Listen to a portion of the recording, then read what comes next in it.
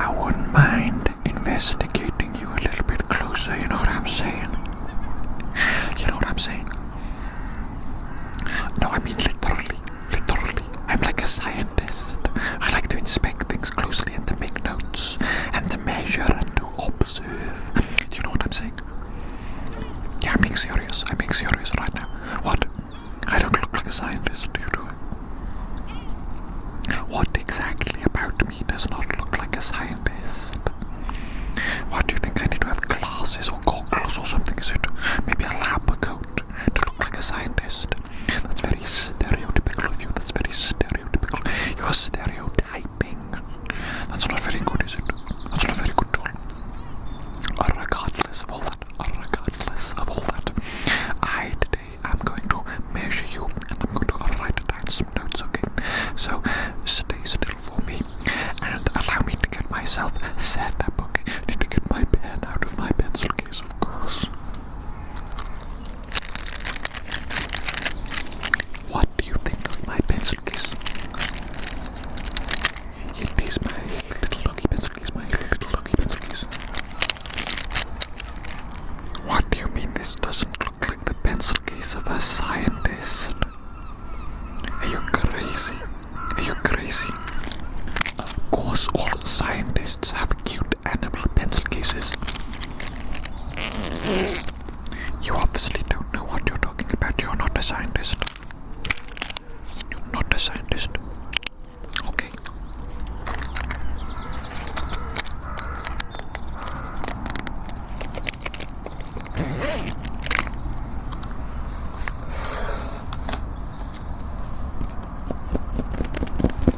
I've got my little clipboard here. Obviously, I take this everywhere I go because I'm a scientist. Okay, now you're starting to believe me, aren't you? Yes, indeed. Now you're starting to believe me. Right.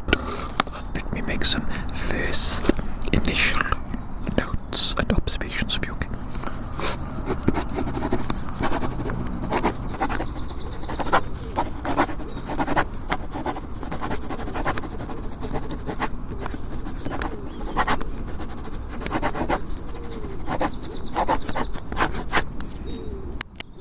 Okay, before I actually do any measuring, I want to take a close look at you. Using my magnifying glass, okay?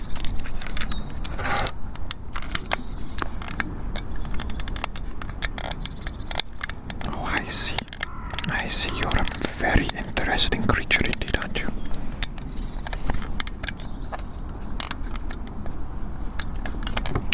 Very interesting specimen. Absolute physical specimen. I need to be a little bit careful actually with this magnifying glass, don't I? Because it's so sunny today. It is so sunny. Maybe the sunlight will refract through the magnifying glass in such a way that it pinpoints the light, intensifies the heat, and sets you on fire. I wouldn't want to do that now, would I? I wouldn't want to set you on fire. No. Were you one of those evil children that set ants on fire using a magnifying glass? Were you? Be honest with me. I was not. I could not bring it. I could not bring myself to harm ants. Even little ants. Even as a child, when I watched them going about their little ant business, I still felt some sort of marvel at their being, their existence. Even though they're just little ants, I still thought they were quite special and magical, actually quite special and magical. So instead I used to burn pieces of paper, and I would burn designs into the paper like smiley faces and things like that. Smiley faces. It's quite fun actually, it's quite fun. Maybe we could do that together. Maybe. We shall see, shan't we? We shall see. Okay, that is enough initial observation. Let's start some actual measuring, shall we? Let's start some actual measuring. Got my bendy tailors.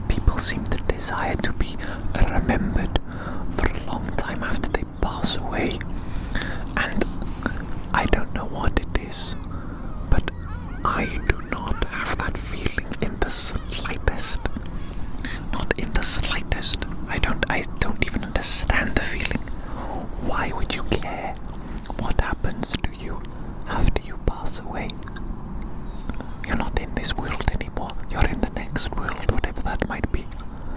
So, who gives a flip if you are remembered or not in this world? You know what I'm saying? You know what I'm saying? I don't really understand this desire that people have to have some sort of legacy, to leave some sort of legacy, some long-lasting memory of them. The desire to be famous. I don't really understand that either. I think mostly, though, it's because I do not care about people's opinions of me, you know what I'm saying? You know what I'm saying? All that really matters is the opinions of myself, perhaps a select few people that I love and consider highly as individuals, as people. And then obviously God, you know what I'm saying? God, G-O-D. As long as he has a good opinion of me, I mean, what else do you need? What else do you need other than that? Come on, let's be serious, Okay, let me write down these measurements that I've been taking.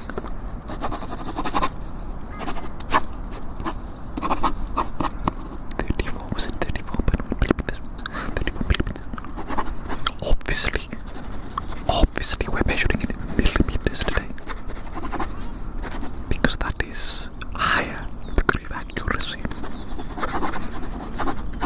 And as a scientist, as a man of science, the great degree of accuracy is important, extremely important.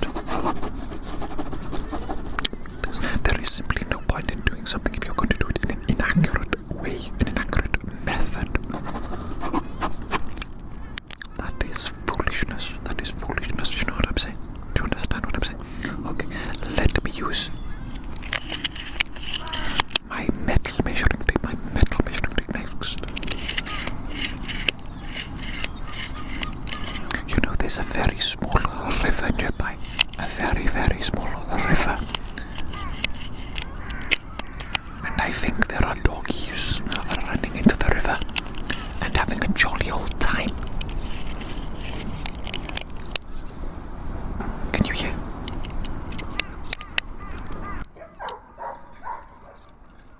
Dogs are like hedonists, aren't they? Dogs are like hedonists. Have you ever observed dog behavior?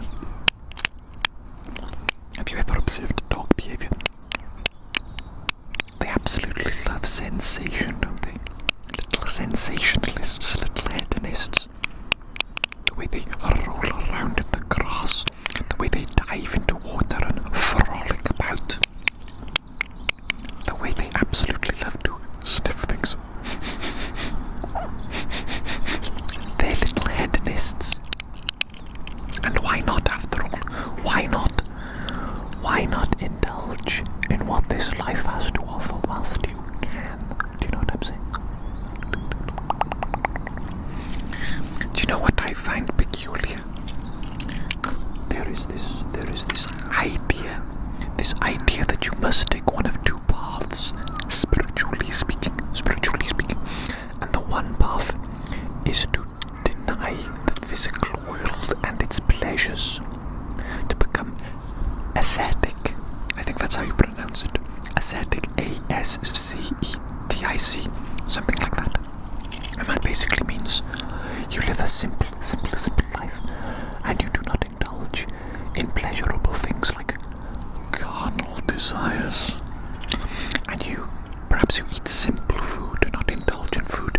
Perhaps you live a simple life, you know, a simple life. Deny yourself the physical world. And there's this idea that by doing that, you get closer to God. You become more spiritual. And then there is, of course, the opposite idea, that if you indulge in this physical world, indulge in pleasure, indulge in the physical world, then you go further away from God. Does that make sense to you? I think that is a false dichotomy. Is that what it's called? A dichotomy, a false dichotomy, when there are apparently only two opposing options, but really, it is not the case. That's what I think is occurring occurring. That is what I think is occurring here when people propose that there are only one of two paths that you can take in this world. The path of spiritual ascension via asceticism, or the path of hedonism, which moves you further from God. I don't believe that to be the case. I do not believe that to be the case. I believe that this physical world and all of its indulgences, all of its pleasures, they were also created by God. So why would they be bad? Why would it be bad to indulge in the physical world and the physical pleasures that it has to offer when it was created by God? Tell me that. Explain that to me, little creature.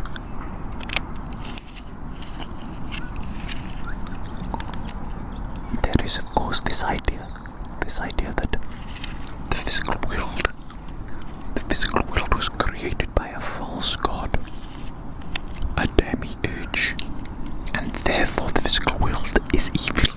That is possible, I suppose. That this physical world was created by a false god and is therefore evil. And we must ascend beyond this physical world to the next, to the real world, the spiritual world, to meet with the real God. That's a possibility, I imagine. The reality is, of course, that we shall never know for certain, shall we? We shall never know for certain. Imagine if you spent your entire life abstaining from the physical pleasures of this world, not indulging in things that make you happy, living a simple life, trying to detach yourself from this world in preparation for the next. And then, imagine it was all for nothing. Imagine you denied yourself pleasure and lived a simple, boring life in this world. And then you pass away to the next life and you find out it was all for nothing. That wouldn't be very good now, would it? That would not be very good now at all, would it? That would be a little bit disappointing. Yeah, write down these notes. And these measurements.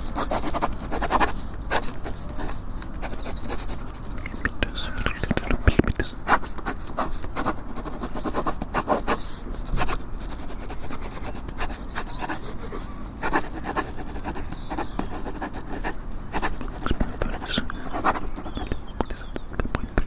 What was it? 0.3 or 0.8?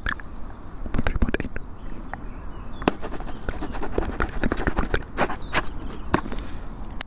Excellent. The measuring and the note-taking is going very well indeed. Very well indeed. You don't mind, do you? If I ramble a little bit whilst we measure, whilst we take some measurements and some notes? I mean, we could do it in absolute abject silence if you'd prefer that. Maybe you're one of these ascetics. Maybe you do not delight in conversation or socialization. I have to be honest, I don't really like socialization myself. I'm a little bit antisocial, a little bit of a hermit. I like to do things on my own. I like to be on my own. I find great happiness and pleasure and peace and contentment on my own. And sometimes when you do things with other people,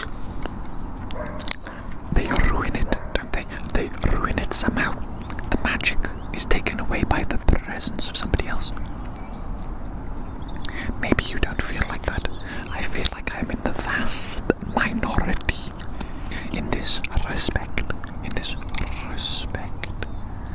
But that's okay. It's okay to be a little bit different, isn't it? It's okay to be a little bit different, a little bit weird. There's nothing wrong with that, is there? I don't think so. We don't all have to be the same. Imagine how utterly boring life would be if we were all the same. Just little robots, little automatons, all thinking the same, all doing the same thing. How boring. There is a beautiful bird nearby me. A beautiful bird nearby. And it looks like a pigeon, but it also looks a little bit softer than a pigeon. I don't really know how to describe it. It looks a little bit softer than a pigeon. Maybe it is a dove, actually.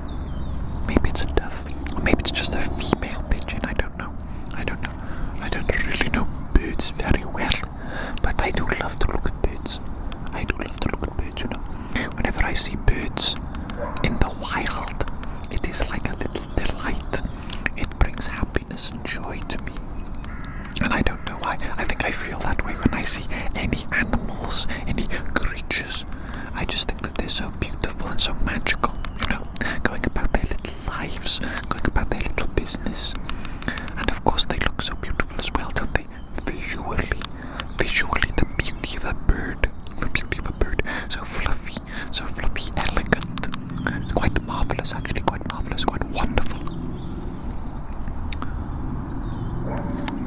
It's why I tried not to eat animals for a long time, I think 7 years ago, I tried not to eat animals, but my health didn't do so well without eating meat, unfortunately.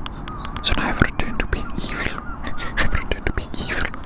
And eating animals, and I do feel much better. But I do have chronic health problems though, chronic health problems, digestive problems. So it may just be that me, as an individual, struggle to not eat meat. That's actually something that people do spiritually. They abstain from eating meat and eating animals in the belief that it will bring them closer to God, more spiritual.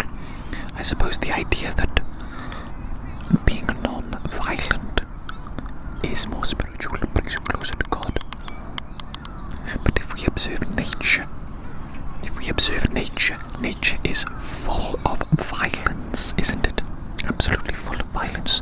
Just look at animals as they fight each other for resources, for territory, for dominance, for mates, you know what I'm saying? They'd be fighting over women, you know what I'm saying? Even the animals do it. As human beings, we're pretty similar actually, aren't we? I find it weird that people try to separate human beings from animals, suggest that we are greater than animals somehow. We're still animals. Maybe we're slightly more advanced, maybe slightly more intelligent, slightly more depth of emotion. But we are still animals, aren't we? Very noisy today, isn't it, with all these animals? Now that I'm talking about them, the dogs barking and the birds squawking.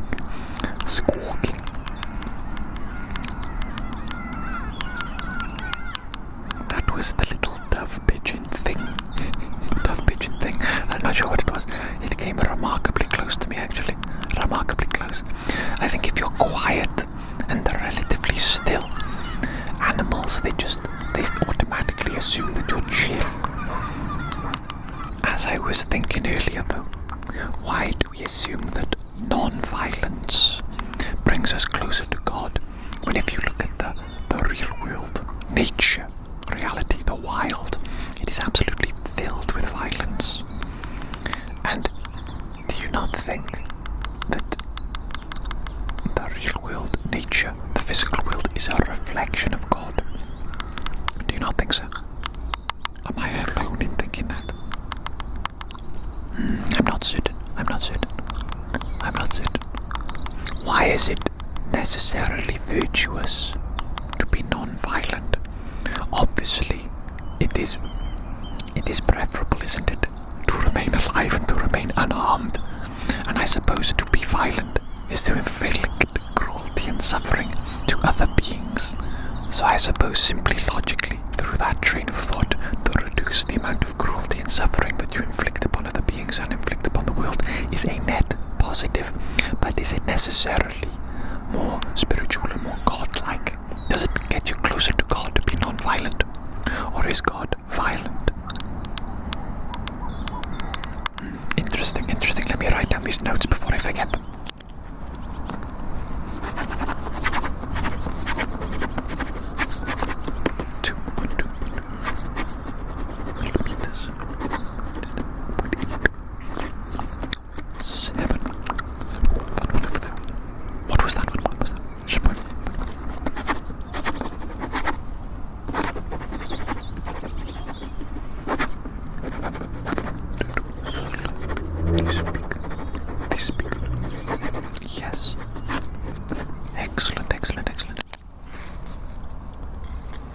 I don't know.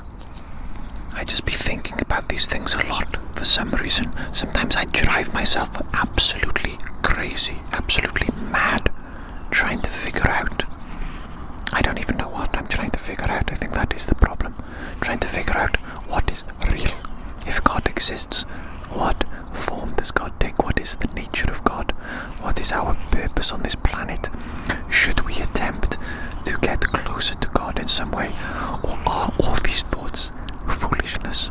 Because I shall never get an answer. Not really. Not really. You'll have to take a leap of faith somewhere. And what is the point, honestly, in taking a leap of faith if you can't really come to a conclusive conclusion? I think I read somewhere recently, ironically, that there's this idea that too much intellectualism, too much intellectual pursuits, too much reading, too much thinking actually has a net negative impact on you as a being, as a creature, because it drives you insane. I think that might actually be true. Perhaps we are a little bit too cerebral and not physical enough, you know. I feel like myself personally, I do not spend as much time in the physical world doing physical things as I do thinking and reading and observing and listening. And perhaps that is to my detriment overall. I don't think it necessarily makes you more intelligent either, not necessarily. You can spend your whole life listening to things, reading things, watching things, and not really learning anything of true value, you know what I'm saying?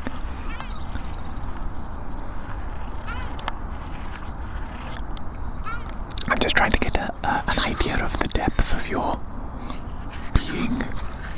The depth of your being. Using this method, this flawless method. There's this guy, this ASM artist. I've forgotten his name, which is terrible of me.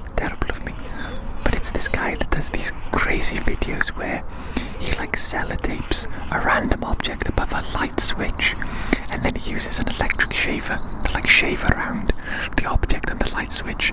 And he's saying all these really funny things, like he's pretending that he's gone to the Airbnb and he's investigating the Airbnb, he's investigating the light switch in the bathroom or something like that, master bedroom, I don't know, something like that.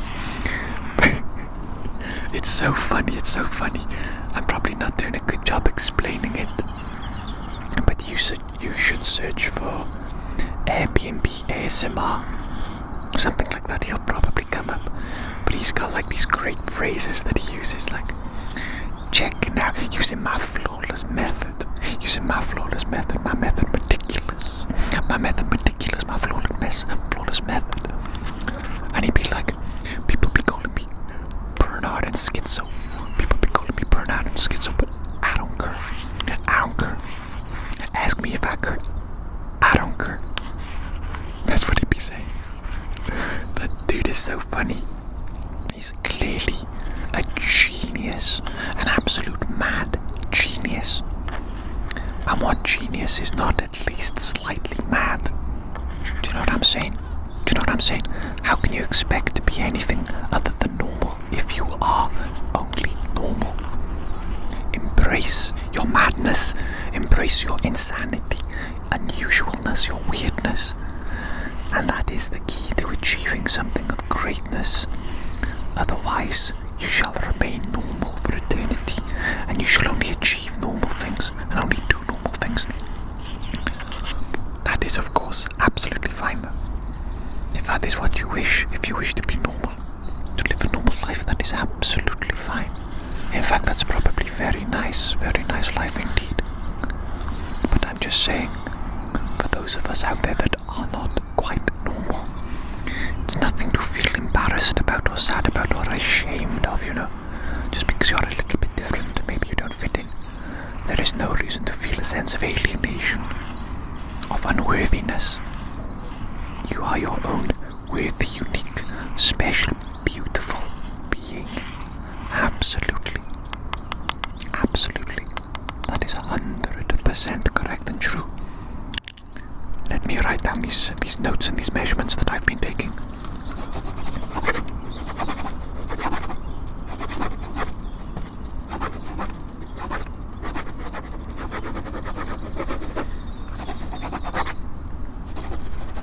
Is that correct? Is that 37.8.